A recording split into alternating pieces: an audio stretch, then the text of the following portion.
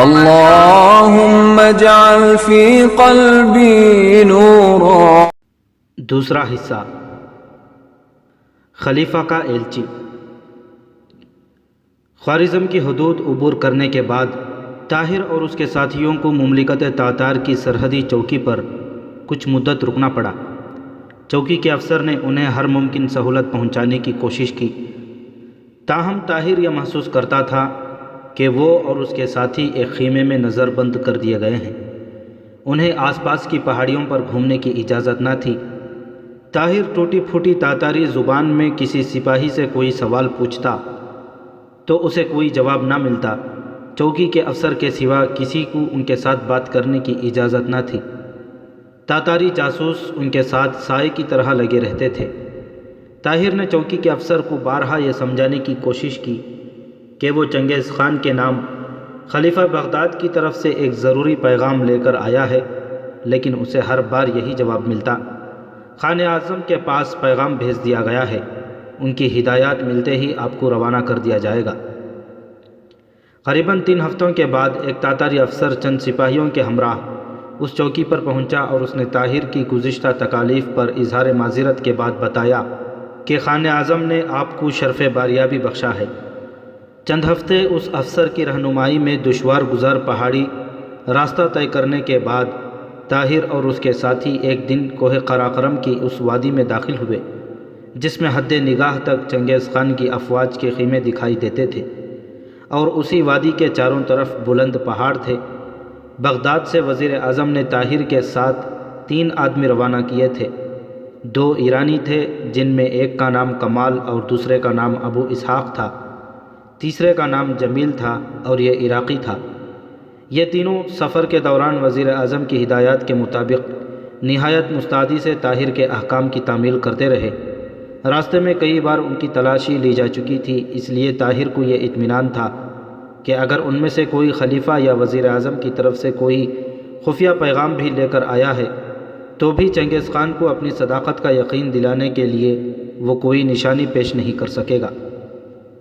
لیکن مملکت تاتار میں داخل ہوتے ہی طاہر کو اس بات پر پریشانی ہوئی کہ اس کے ساتھیوں میں سے ابو اسحاق تاتاری زبان میں کافی دسترس رکھتا تھا، اور وہ چنگیز خان کی جائے قیام تک پہنچتے پہنچتے تاتاری افسر سے کافی بے تکلف ہو گیا تھا۔ سفر کے دوران اس نے کئی مرتبہ تاتاری افسر اور ابو اسحاق کو باقی قافلے سے آگے نکل کر یا پیچھے رہ کر نہایت رازدارانہ طریقے سے ایک دوسرے کے ساتھ باتیں کرتے دیکھا تھا۔ خیموں کے اس شہر میں داخل ہونے کے بعد جہاں چنگیز خان اور اس کی افواج تسخیر عالم کی تیاریوں میں مصروف تھیں، تاتاری افسر ایک کشادہ خیمے کے سامنے رکا اور گھوڑے سے اتر کر طاہر سے مخاطب ہوا، آپ اس خیمے میں آرام کریں، میں خان اعظم کو اطلاع دیتا ہوں۔ اس کے بعد اس نے چند سپاہیوں کو جو خیمے سے باہر کھڑے ان کی راہ دیکھ رہے تھے اشارہ کیا۔ انہوں نے آگے بڑھ کر طاہر اور اس کے ساتھیوں کے گھوڑوں کی باگیں پکڑ لیں اور وہ گھوڑوں سے اتر کر ایک اور افسر کی رہنمائی میں خیمے کے اندر داخل ہوئے۔ یہ خیمہ مخمل کے پردوں اور ایرانی قالینوں سے سجا ہوا تھا۔ طاہر اور اس کے ساتھیوں نے عصر کی نماز ادا کی۔ دعا کے بعد طاہر نے اسحاق سے سوال کیا، تم راستے میں اس تاتاری افسر کے ساتھ کیا باتیں کر رہے تھے؟ ابو اسحاق نے ایک ہلکی سی مسکراہٹ کے ساتھ اپنے ساتھیوں کی طرف دیکھا اور جواب دیا، کچھ نہیں، وہ مجھے چنگیز خان اور میں اسے اپنے خلیفہ کے بارے میں بتا رہا تھا۔ تم سارے راستے مجھ سے یہ بات کیوں چھپاتے رہے کہ تم تاتاری زبان جانتے ہو؟ اس نے کہا، اگر آپ مجھ سے پوچھتے تو میں آپ کو بتا دیتا۔ طاہر نے کہا، وزیر اعظم کو معلوم تھا کہ تم تاتاری زبان جانتے ہو؟ اسحاق نے تھوڑا پریشان ہو کر جواب دیا، وزیر اعظم مجھ جیسے معمولی آدمی کے بارے میں اتنی معلومات حاصل کرنے کی ضرورت کب محسوس کرتے ہیں؟ آپ کو یہاں کسی کے ساتھ بات کرنے پر اعتراض ہو تو میں اب نہیں بولوں گا۔ مجھے تمہاری کسی سے بات کرنے پر کوئی اعتراض نہیں، لیکن اگر تم سے کوئی بغداد کے بارے میں سوال کرے تو سوچ سمجھ کر جواب دینا۔ اسحاق نے جواب دیا، مجھے اپنے فرض کا احساس ہے۔ تھوڑی دیر کے بعد تاتاری افسر ان کے خیمے میں داخل ہوا اور اس نے طاہر سے کہا، خان اعظم کل صبح تم سے ملاقات کریں گے۔ میں نے آپ کے کھانے پینے کا انتظام ایک ایرانی ملازم کے حوالے کر دیا ہے، وہ آپ کا مسلمان بھائی ہے اور آپ کو کسی طرح کی تکلیف نہ ہوگی۔ جس وقت طاہر تاتاری افسر کے ساتھ باتیں کر رہا تھا، ابو اسحاق خیمے سے اٹھ کر باہر نکل گیا، اور جب یہ افسر چلا گیا، طاہر اٹھا اور خیمے کے دروازے میں کھڑا ہو کر باہر جھانکنے لگا۔ ابو اسحاق تھوڑی دور پر تاتاری افسر سے باتیں کر رہا تھا۔ شام کے وقت طاہر کے تینوں ساتھی وادی میں چکر لگانے کے بہانے باہر نکل گئے اور اس وقت واپس آئے جب وہ عشاء کی نماز پڑھ کر سونے کا ارادہ کر رہا تھا۔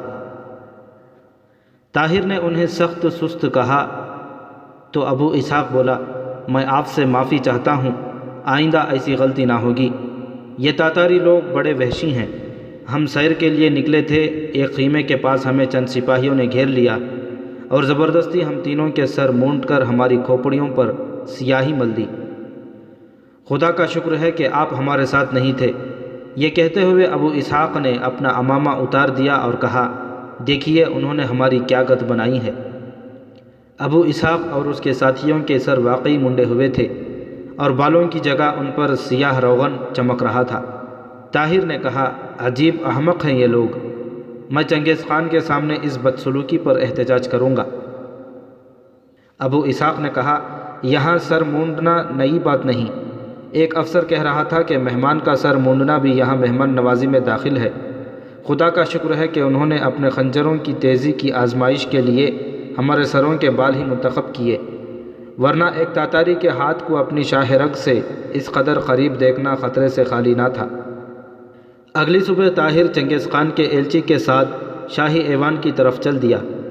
شاہی ایوان اس وادی کے ایک سرے پر چند خوبصورت خیموں پر مشتمل تھا۔ پہاڑی کے اوپر جانے والی سڑک کے نچلے سرے پر دائیں اور بائیں انسانی کھوپڑیوں سے دو بلند مینار تعمیر کیے گئے تھے اور سڑک کے دونوں کناروں پر نیچے سے اوپر تک کھوپڑیوں کی قطاریں بنائی گئی تھیں۔ طاہر کے چہرے سے اس کے تاثرات کا اندازہ لگاتے ہوئے تاتاری افسر نے کہا، یہ صرف بڑے بڑے سرداروں کی کھوپڑیاں ہیں، انہیں ان کی حیثیت کے مطابق جگہ دی گئی ہے، نچلے طبقے کے لوگوں کی کھوپڑیاں یہاں نہیں لائی گئیں۔ اوپر خان اعظم کے خیمے کے سامنے آپ ان حکمرانوں اور فوجی رہنماؤں کی کھوپڑیوں کا انبار دیکھیں گے جنہوں نے ہماری عظمت کے سامنے سر بسجود ہونے سے انکار کر دیا تھا۔ اونچے گھرانوں کی حسین بیگمات جنہوں نے خان اعظم اور شہزادوں کی خدمت سے انکار کیا تھا، ان کی کھوپڑیوں سے ایک چھوٹا سا مینار ملکہ تاتار کے خیمے کے سامنے تعمیر کیا گیا ہے۔ پہاڑی پر چڑھتے ہوئے تاتاری نے دائیں طرف ایک اور پہاڑی کی طرف اشارہ کرتے ہوئے کہا، وہ دیکھیے، اس پہاڑی پر خان اعظم کا عالیشان محل تعمیر ہو رہا ہے۔ ان پہاڑوں میں اعلیٰ قسم کے پتھر نایاب ہیں۔ میں نے سنا ہے کہ بغداد، بخارا اور سمرقند کی عمارتوں میں بہترین قسم کے سرخ اور سفید پتھر لگائے گئے ہیں۔ طاہر نے جواب دیا، لیکن وہ پتھر خوبصورت ہونے کے علاوہ سخت بھی ہیں۔ آپ کے خان اعظم انسانی کھوپڑیوں کا محل تعمیر کیوں نہیں کرتے؟ اگر انسانی کھوپڑیاں اینٹوں کا کام دے سکتیں تو ہمارے لیے یہ کام مشکل نہ تھا۔ شمال مغرب اور شمال مشرق کے شہروں میں کھوپڑیوں کے کئی انبار بیکار پڑے ہیں۔ پہاڑی کی چوٹی پر ایک کشادہ اور ہموار میدان میں بیش قیمت قالین بچھے ہوئے تھے اور اس میدان کے تین اطراف خیموں کی قطاریں تھیں۔ جا بجا پہرے دار ننگی تلواریں لیے کھڑے تھے۔ ایلچی درمیان کے ایک خیمے کے سامنے رکا اور طاہر کو باہر ٹھہرا کر اندر داخل ہوا۔ تھوڑی دیر کے بعد وہ واپس آیا اور طاہر کو اندر لے گیا۔ دو کشادہ کمروں میں سے گزرنے کے بعد طاہر تیسرے اور نسبتاً چھوٹے کمرے میں داخل ہوا تھا۔ چبوترے کے نیچے ایک قطار میں چند تاج رکھے تھے۔ کمرے میں ایک عمر رسیدہ شخص جو اپنے جبہ و دستار سے ایک مسلمان عالم معلوم ہوتا تھا کھڑا تھا۔ اس نے آگے بڑھ کر طاہر کی طرف مصافحے کے لیے ہاتھ بڑھایا اور کہا، میں خاقان تاتار کی مملکت میں اپنے ایک مسلمان بھائی کا خیر مقدم کرتا ہوں۔ طاہر نے اس کے ساتھ مصافحہ کرتے ہوئے اپنے جسم میں ایک کپ کپی محسوس کی اور قدرے تذبذب کے بعد کہا، آپ یہاں کیا کرتے ہیں؟ میں خاقان تاتار کی دربار میں عربی اور فارسی کا مترجم ہوں۔ آپ یہاں کیسے پہنچے؟ اس نے جواب دیا، خاقان تاتار جوہر شناس بھی ہیں اور فیاض بھی۔ میں یہاں تاجروں کے ایک قافلے کے ساتھ آیا تھا۔ خاقان اعظم کو ایک مترجم کی ضرورت تھی۔ انہوں نے مجھے چند ماہ کے لیے اپنے پاس ٹھہرا لیا۔ لیکن اس کے بعد ان کی قدر افزائی نے مجھے ہمیشہ کے لیے خرید لیا ہے۔ خاقان اعظم تشریف لانے والے ہیں، میں آپ کو چند باتیں بتا دینا ضروری سمجھتا ہوں۔ وہ زیادہ خوشامد پسند نہیں کرتے، لیکن بے تکلفی اور گستاخی کو قطعاً قابل معافی نہیں سمجھتے۔ اگر آپ تاتاری زبان میں بات کریں گے تو وہ آپ سے بہت خوش ہوں گے۔ اگر آپ تاتاری زبان میں بات کرنا نہ جانتے ہوں تو انہیں چینی زبان بھی پسند ہے۔ ان دونوں زبانوں کے بعد خاقان اعظم فارسی کو ترجیح دیتے ہیں۔ وہ اس زبان کے چند الفاظ سیکھ چکے ہیں، لیکن عربی زبان سے انہیں وحشت ہوتی ہے۔ طاہر نے جواب دیا، مشورے کا شکریہ، لیکن میں تاتاری اور چینی زبان سے ناواقف ہوں۔ فارسی جانتا ہوں، لیکن مجھے خطرہ ہے کہ وہ آپ کی ترجمانی کے باوجود اپنی فراست سے کام لے کر میرا مطلب سمجھنے میں غلطی نہ کریں۔ اگر آپ کو عربی کا ترجمہ کرنے میں دقت محسوس ہوتی ہو تو اور بات ہے، ورنہ میں اظہار مدعا کے لیے عربی زبان کو زیادہ موزوں سمجھتا ہوں، اور اگر وہ ترکی اچھی طرح سمجھتے ہیں تو وہ میں بھی جانتا ہوں۔ مترجم نے کہا، کہیں یہ غضب نہ کر بیٹھنا۔ جب سے خوارزم شاہ نے خان موصوف کے ایلچی کو قتل کیا ہے، انہیں ترکی سے سخت نفرت ہو گئی ہے، اور دوران گفتگو میں یہ خیال رکھیے کہ آپ کی آواز خاقان اعظم کی آواز سے زیادہ بلند نہ ہو۔ آپ خوش نصیب ہیں کہ خاقان اعظم نے آپ کو تخلیے میں شرف ملاقات بخشا ہے۔ تخلیے میں ان کا دست مبارک دربار کی نسبت زیادہ فیاض ہوتا ہے۔ طاہر نے کہا، میں آپ کے نیک مشوروں کا پھر ایک بار شکریہ ادا کرتا ہوں، لیکن آپ میرے متعلق غلط فہمی میں مبتلا نہ ہوں۔ میں یہاں پیٹ کے خاطر نہیں آیا۔ مترجم اپنی خفت مٹانے کے لیے کچھ کہنا چاہتا تھا، لیکن چبوترے کے وقب سے دروازے کا پردہ اٹھا اور اس نے طاہر کی طرف دیکھ کر آہستہ سے کہا، خاقان اعظم تشریف لا رہے ہیں۔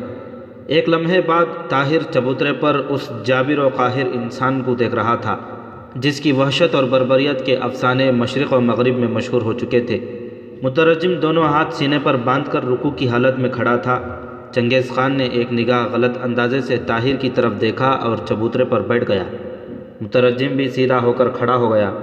اس کی نگاہیں اس بات پر اظہار ملال کر رہی تھیں کہ طاہر نے اس کی تقلید نہیں کی۔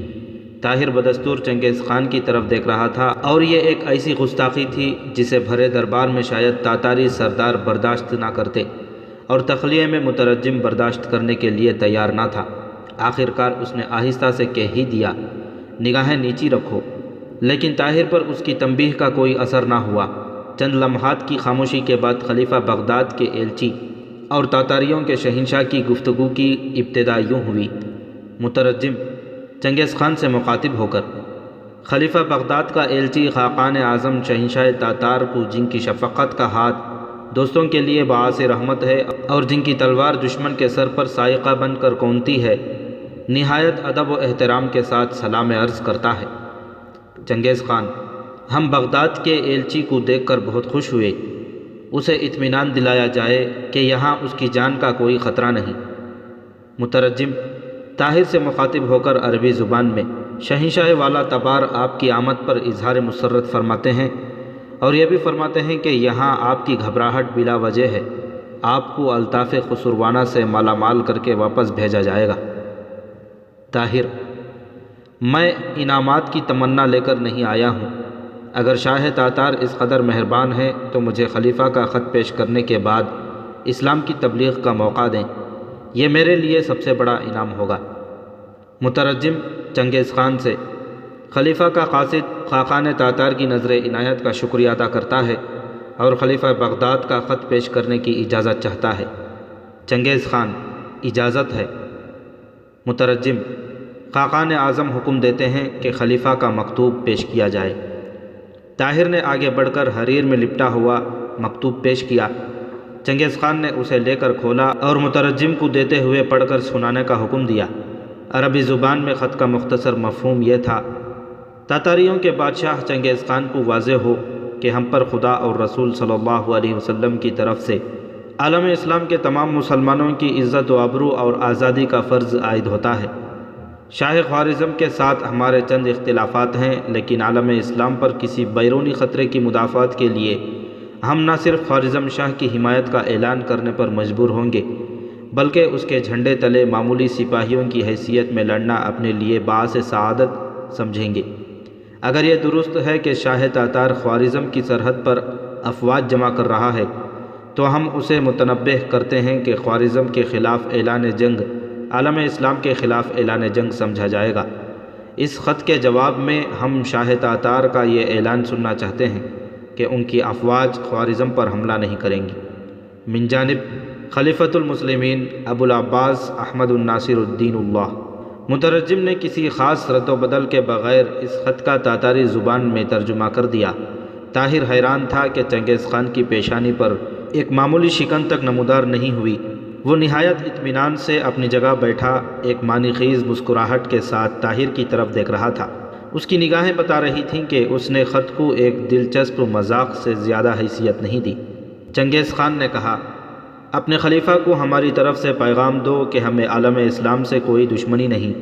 خوارزم شاہ نے ہمارے ساتھ بہت زیادتی کی ہے، اس کے باوجود ہم اس پر چڑھائی کرنے کا ارادہ نہیں رکھتے۔ مترجم، آپ خلیفہ کے پاس خاقان تاتار کا یہ پیغام لے جائیں کہ آپ کی سفارش پر خاقان اعظم خوارزم شاہ کی خطائیں معاف کرتے ہیں اور عالم اسلام پر چڑھائی کا ارادہ ترک کر چکے ہیں۔ طاہر، میں یہ پیغام خلیفہ کے پاس لے جاؤں گا۔ اس کے علاوہ یہ بتانا ضروری سمجھتا ہوں کہ خلیفہ کا مقصود بغداد کے عوام کے جذبات کی ترجمانی کرتا ہے۔ آپ کے متعلق مشہور ہے کہ آپ کے دل میں اپنی فوجی قوت کا مظاہرہ کرنے کا ارادہ عام طور پر ہر وعدہ اور ہر معاہدے پر غالب آ جاتا ہے، لیکن اگر آپ نے اس وعدے کے خلاف ورزی کی اور خوارزم پر حملہ کر دیا تو سارا بغداد اور اس کے ساتھ مشرق و مغرب کی دوسری اسلامی سلطنتیں آپ کے خلاف صحرا کی آندھیوں کی طرح اٹھ کھڑی ہوں گی۔ مترجم، خلیفہ کا ایلچی نہایت ادب و احترام کے ساتھ خاقان اعظم کی خدمت میں یہ عرض کرتا ہے کہ حضور کا پیغام خلیفہ کے گوشے گزار کر دیا جائے گا۔ آپ کا یہ وعدہ اسلامی دنیا کو مطمئن کرنے کے لیے کافی ہے، لیکن اگر آپ نے خوارزم کا ساتھ دینے پر مجبور کریں گے اور ان سب کو تاتاری افواج کے سیل رواں کے سامنے المناک تباہی کا سامنا کرنا پڑے گا۔ چنگیز خان نے کہا، ہم کسی کو دوست کہنے کے بعد اس کی طرف سے بد اعتمادی پسند نہیں کرتے۔ مترجم طاہر کی طرف گھور کر دیکھتے ہوئے کہا، خان اعظم اس اظہار بد اعتمادی پر بہت خفا ہوئے ہیں، اس لیے براہ کرم خاموش رہو۔ طاہر، بہت اچھا، اب میں خان اعظم کے سامنے تبلیغ کی اجازت چاہتا ہوں۔ مترجم مذبذب سا ہو کر کہا، خلیفہ کا ایلچی اہل تاتار کے مذہبی عقائد سے بہت متاثر ہوا ہے اور اس بات کی اجازت چاہتا ہے کہ اسے اسلام کے متعلق کچھ کہنے کی اجازت دی جائے۔ چنگیز خان نے کہا، اسے ہماری طرف سے یقین دلایا جائے کہ ہم وفادار مسلمانوں سے نفرت نہیں کرتے۔ مترجم نے طاہر سے مخاطب ہو کر کہا، خان اعظم بہت مصروف ہیں اور آپ کو رخصت کی اجازت دیتے ہیں اور یہ بھی فرماتے ہیں کہ وفادار مسلمانوں سے انہیں کوئی پرخاش نہیں۔ طاہر نے پریشان ہو کر مترجم کی طرف دیکھا اور کہا، اگر وہ اس وقت مصروف ہیں تو وہ مجھے کسی اور وقت تبلیغ کا موقع دیں۔ چنگیز خان نے پوچھا، خلیفہ کا ایلچی کیا کہتا ہے؟ مترجم نے کہا، یہ حضور کا شکریہ ادا کرتا ہے اور درخواست کرتا ہے کہ اگر حضور کی بات پر خفا ہو گئے ہوں تو اسے معاف کیا جائے۔ چنگیز خان نے کہا، ہمیں افسوس ہے کہ ہماری مصروفیات ہمیں زیادہ دیر بیٹھنے کی اجازت نہیں دیتی، ورنہ خلیفہ کا ایلچی کافی دلچسپ آدمی معلوم ہوتا ہے، اس سے یہ پوچھا جائے کہ وہ کب روانہ ہونا چاہتا ہے۔ مترجم نے طاہر سے مخاطب ہو کر کہا، خان موصوف فرماتے ہیں کہ ہم بہت مصروف ہیں، اس لیے دوبارہ ملاقات نہیں ہو سکے گی۔ سردیاں شروع ہونے والی ہیں، اس لیے بہتر ہے کہ تم فوراً بغداد روانہ ہو جاؤ۔ یہاں بہت سے مسلمان علماء ایسے ہیں جو ہمیں اسلام کے متعلق بتاتے رہتے ہیں۔ چنگیز خان عقب کے کمرے میں چلا گیا۔ خیمے سے باہر چنگیز خان کے لڑکے اور چند تاتاری سردار ایک قالین پر دھوپ میں بیٹھے آپس میں باتیں کر رہے تھے۔ ایک نوجوان کے استفسار پر مترجم نے طاہر کو ان کے ساتھ متعارف کرایا۔ انہوں نے طاہر کو اپنے پاس بٹھا لیا اور بغداد کے متعلق سوالات شروع کر دیے۔ طاہر نے بعض سوالات کا جواب دیا، لیکن جب اس سے بغداد کی فوج کی تعداد اور قلعوں کی مضبوطی کے متعلق پوچھا گیا تو اس نے کہا، میں ان سوالات کا جواب دینے سے قاصر ہوں۔ چنگیز خان کے ایک بیٹے نے کہا، آپ کو شاید غلط فہمی ہوئی ہے، ہم نے یہ سوالات کسی برے ارادے سے نہیں پوچھے۔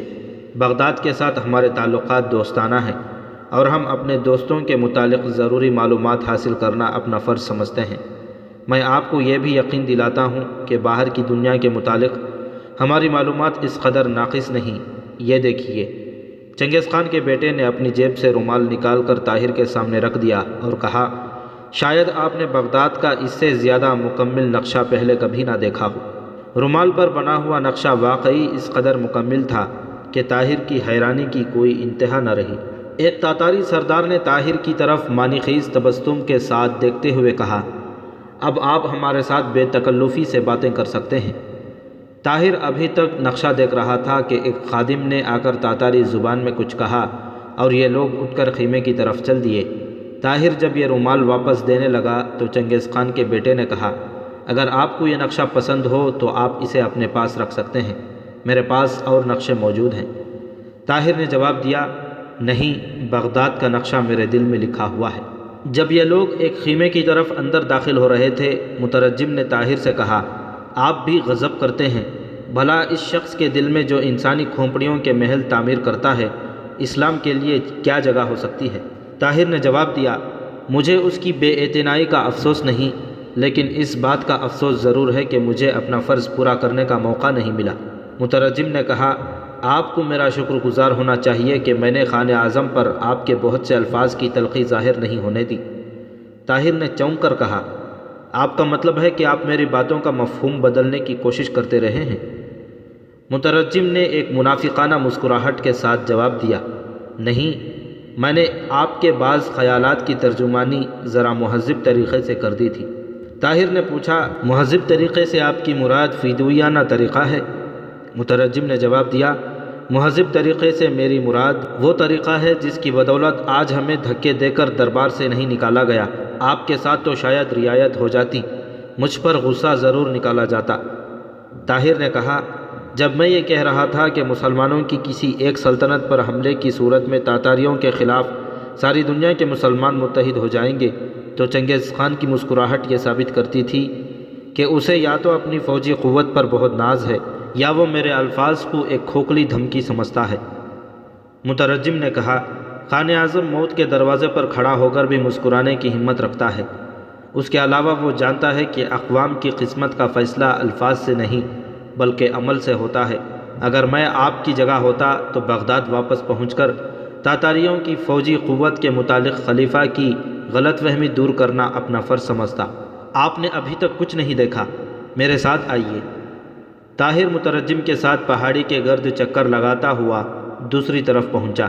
اس طرف بھی پہاڑی کے نیچے ایک وسیع وادی میں چھوٹے چھوٹے بے شمار خیمے نصب تھے۔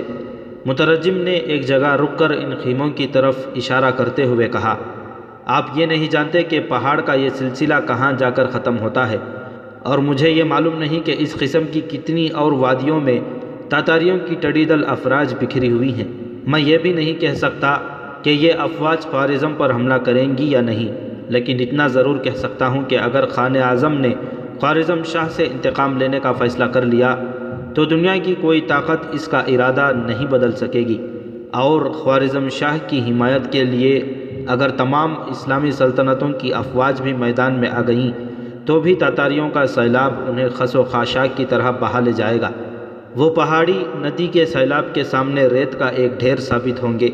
اس کے لیے آپ کو بغداد کے ساتھ ہمدردی ہے تو خلیفہ کو ایسے شخص کے ساتھ بگڑنے کا موقع نہ دیں جو اپنے دشمنوں پر خدا کا قہر بن کر نازل ہوتا ہے۔ طاہر نے برہم ہو کر جواب دیا، آپ ضرورت سے زیادہ چنگیز خان کا حق نمک ادا کر رہے ہیں۔ مجھے ان سب طریقوں کا علم ہے جو چنگیز خان اپنے حریفوں کو مغلوب کرنے کے لیے استعمال کرتا ہے۔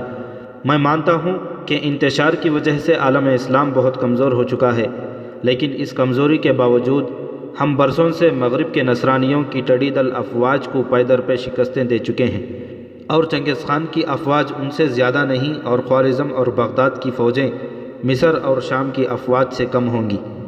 مغرب کی ٹڈیدل افواج کے مقابلے کے لیے ہم شام، فلسطین اور مصر کے کسی میدان میں 50,000 سے زیادہ افواج نہیں لا سکتے ہیں۔ اگر آپ نے مجھے خلیفہ کا خیرخواہ سمجھ کر اسے تاتاریوں کی طاقت سے مروب ہونے کا مشورہ دیا تو میں آپ کو چنگیز خان کا وفادار سمجھ کر مشورہ دیتا ہوں کہ عالم اسلام کی قوت و مدافعت کے متعلق اس کی غلط فہمی دور کر دیں۔ مترجم نے جواب دیا، چنگیز خان احساس کمتری میں مبتلا ہو جانے والے انسانوں میں سے نہیں، لیکن خلیفہ بغداد اپنے احساس کمتری کا مظاہرہ کر چکے ہیں۔ خلیفہ کو نہ صرف یہ احساس ہے کہ خوارزم شاہ خان اعظم کے حملے کی تاب نہ لا سکے گا، بلکہ اسے یہ بھی یقین ہے کہ خلیفہ اس کی کوئی مدد نہیں کر سکے گا۔ اگر اسے خوارزم اور بغداد کی فوجی قوت پر اعتماد ہوتا تو وہ چنگیز خان کو آپ کی وساطت سے یہ درخواست نہ بھیجتا کہ خوارزم پر حملہ نہ کرو۔ ایک طاقتور انسان اپنے حریف سے کبھی یہ نہیں کہتا کہ مجھ پر حملہ نہ کرو ورنہ اس کے نتائج بہت برے ہوں گے۔ اسے یہ اطمینان ہوتا ہے کہ وہ وقت آنے پر اینٹ کا جواب پتھر سے دے سکے گا۔ طاہر نے کہا، اس پیغام سے خلیفہ کا مقصد یہ تھا کہ خوارزم شاہ اور بغداد کے عوام کی یہ غلط فہمی دور کی جائے کہ دولت عباسیہ درپردہ خوارزم شاہ کے خلاف تاتاریوں سے ساز باز کر رہی ہے۔ مترجم نے پھر ایک بار منافقانہ مسکراہٹ سے طاہر کی طرف دیکھتے ہوئے کہا، خوارزم شاہ کے متعلق تو میں نہیں کہہ سکتا کہ اس کی غلط فہمی دور ہوگی یا نہیں، لیکن آپ نے خان اعظم کی ایک غلط فہمی دور کر دی ہے۔ چلیے میں آپ کو اپنے خیمے میں چھوڑ آؤں۔ طاہر نے جلدی سے سوال کیا، پہلے یہ بتائیے کہ وہ غلط فہمی کیا تھی جسے میں نے دور کیا؟ مترجم نے کہا، آپ کو آنے والے حالات اس سوال کا جواب دیں گے۔ نہیں، آپ کو بتانا پڑے گا۔ نہیں، آپ کہہ چکے ہیں کہ میں چنگیز خان کا وفادار ہوں اور میری وفاداری کا تقاضا یہ ہے کہ میں ایسی باتیں ظاہر نہ کروں۔ ایلچی نے یہاں تک کہہ کر ادھر ادھر دیکھا اور آہستہ سے کہا، آپ کی بعض باتیں میرے لیے ناقابل برداشت تھیں، لیکن نامعلوم میں اپنے دل میں آپ کے لیے ہمدردی کیوں محسوس کرتا ہوں۔ آپ کو میرا آخری مشورہ یہ ہے کہ آپ یہاں کسی اور کے ساتھ بے تکلف ہونے کی کوشش نہ کریں اور جس قدر جلد ہو سکے یہاں سے روانہ ہو جائیں۔ اب مجھ سے کوئی سوال نہ پوچھیے۔ رب ذوالجلال کے دیدار کی تڑپ لیے کچھ لوگ جو ہم سے بہت دور